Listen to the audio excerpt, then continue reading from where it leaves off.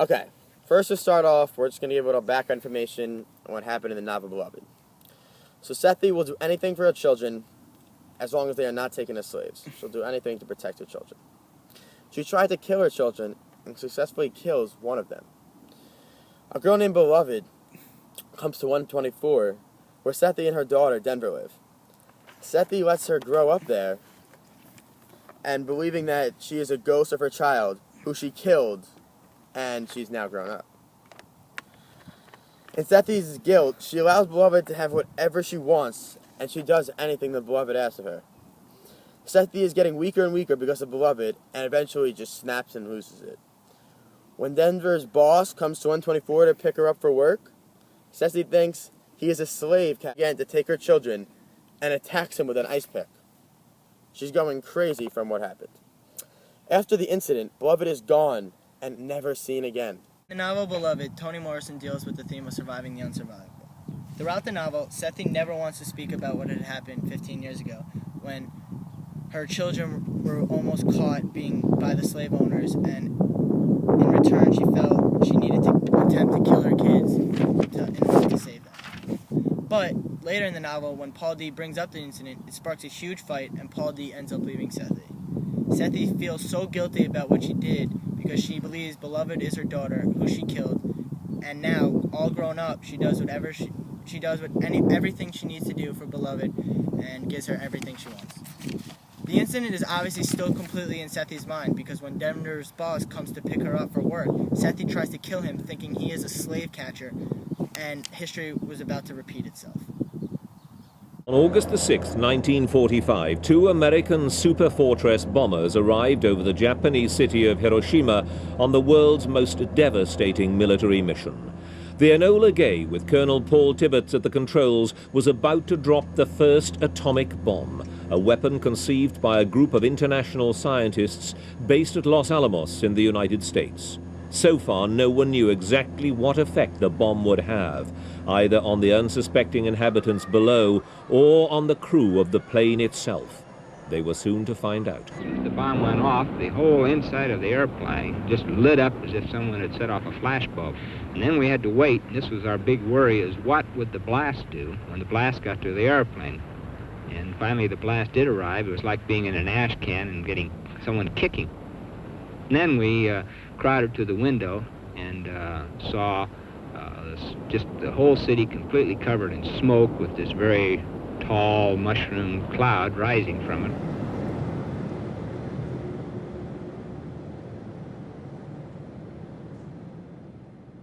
President Truman had already threatened the Japanese with a rain of ruin from the air, the like of which has never been seen on this earth. When the truth was revealed, his words seemed an understatement.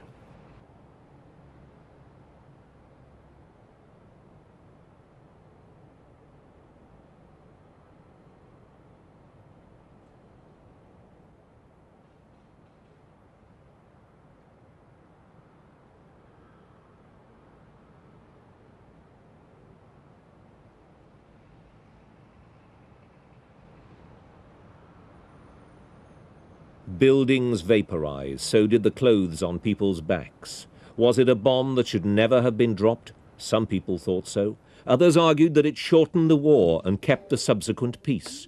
One thing was not in doubt. Hiroshima taught mankind the awful truth about nuclear weapons and just what horror they could bestow. On August 6, 1945, an American B-29 bomber dropped the world's first deployed atomic bomb over the city of Hiroshima. The explosion wiped out 90% of the city and immediately killed 80,000 people. Tens of thousands more were killed later from radiation exposure. Japan's Emperor Hirohito announced the country's unconditional surrender in World War II in a radio address on August 15th, citing the devastating power of a new and most cruel atomic bomb that wiped out a city.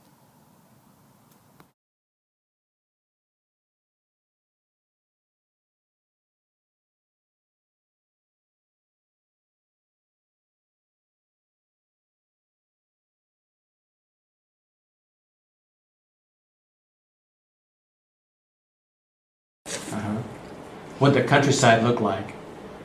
Well, then right after that, we went to this riverbank in Hiroshima, being city built on a delta. It's flat, and we can see all the way across the city.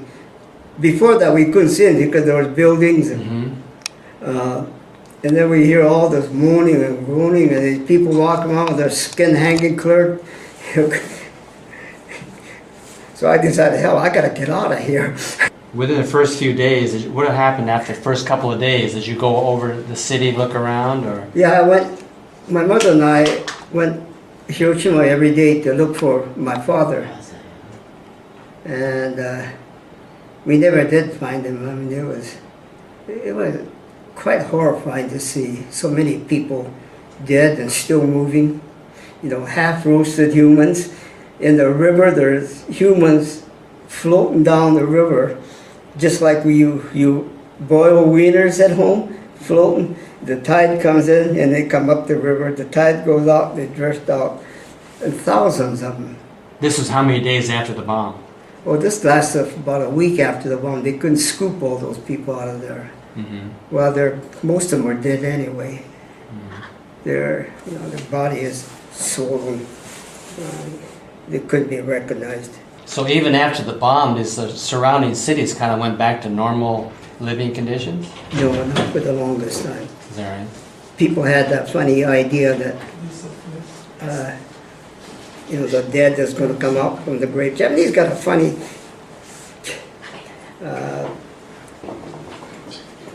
psychology about the dead. At night time, we used to be able to see those, what do you call those, little balls of fire. Due to your body contamination, and it kind of ignites as a ball. We used to see it all over the Hiroshima city.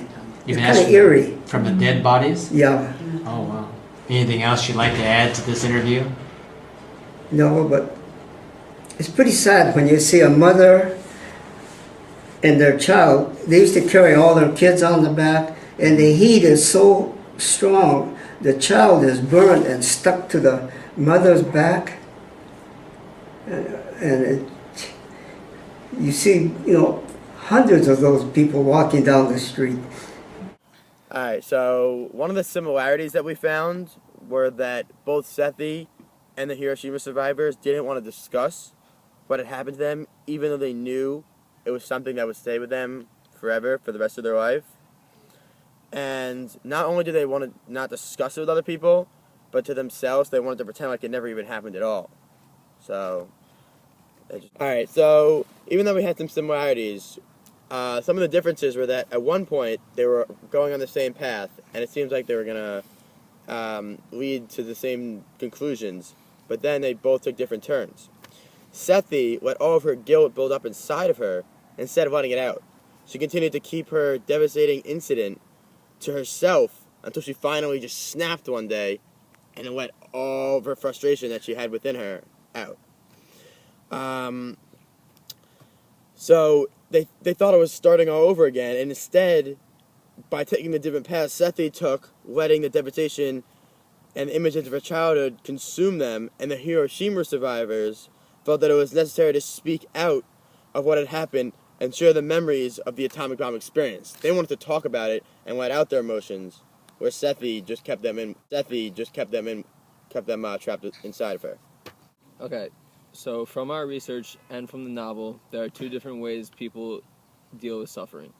In the novel, Sethi deals with suffering by allowing it to build up and allow her guilt to eat away at her until she snaps. And the Hiroshima survivors did at first keep the stories inside, but then after years of suffering, they realized they wanted to share their stories and wanted them to be passed on and remembered. They did not want history to repeat itself, therefore spoke out and tried to stop it from happening again, while Sethi, in the end, forced her to attempt to kill someone again and almost repeated history.